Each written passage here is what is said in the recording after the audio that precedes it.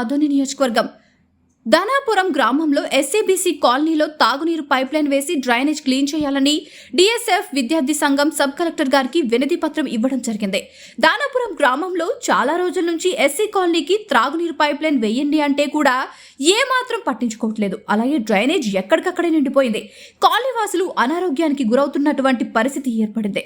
గ్రామంలో డ్రైనేజీ ఎక్కడ చూసినా మురుగునీటితో నిండిపోయి ఉన్నాయి. కానీ ఇంతవరకు డ్రైనేజ్ క్లీన్ చేయడం లేదు. కనీసం బ్లీచింగ్ పౌడర్ కూడా వేయడం లేదు. స్థానిక సర్పంచ్ గారికి గతంలో చెప్పడం జరిగింది. సచివాలయ సిబ్బందికి చెప్పడం జరిగింది. గ్రామ సభలో సమస్య గురించి వివరించాం. అధికారులకు తెలియజేశాం. కానీ ఎవరికి చెప్పినా కూడా పట్టించుకునే నాదుడే లేదు. కనీసం త్రాగునీరు గురించి డ్రైనేజ్ గురించి కూడా ఏమాత్రం పట్టించుకోవడం లేదు.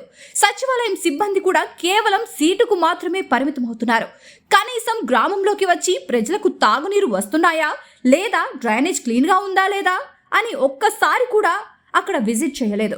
మా గ్రామంలో సత్వరమే సమస్యలన్నీ పరిష్కరించకపోతే గ్రామ ప్రజలతో సబ్ కలెక్టర్ కార్యాలయం ముట్టడిస్తామని హెచ్చరించారు డిఎస్ఎఫ్ విద్యార్థి సంఘాలు.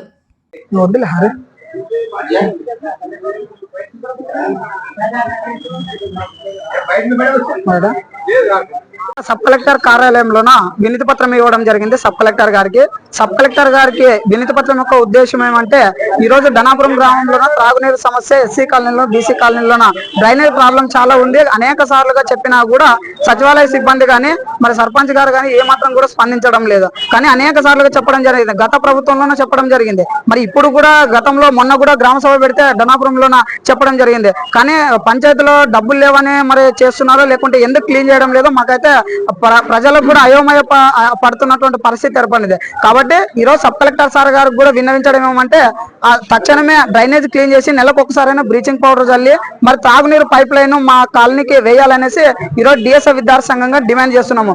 లేని పక్షంలోన గ్రామస్తులంతా వచ్చి సబ్ కలెక్టర్ ఆఫీస్ ముందు ధర్నా కూర్చుంటామని సబ్ కలెక్టర్ సార్ కూడా తెలియజేయడం జరిగింది. కాబట్టి ఏదైతే పరిష్కారం చేయాలని సమస్య ఏదైతే ఉందో ధనాపురం గ్రామంలో ఆ సమస్య పరిష్కారం చేయాలని డిఎస్ఎఫ్ విద్యార్థి సంఘంగా డిమాండ్ చేస్తున్నాం. నా పేరు ఉదయ్ కుమార్, డిఎస్ఎఫ్ జిల్లా ఉపాధ్యక్షుడు. తక్షణమే సబ్స్క్రైబ్ చేసుకోండి.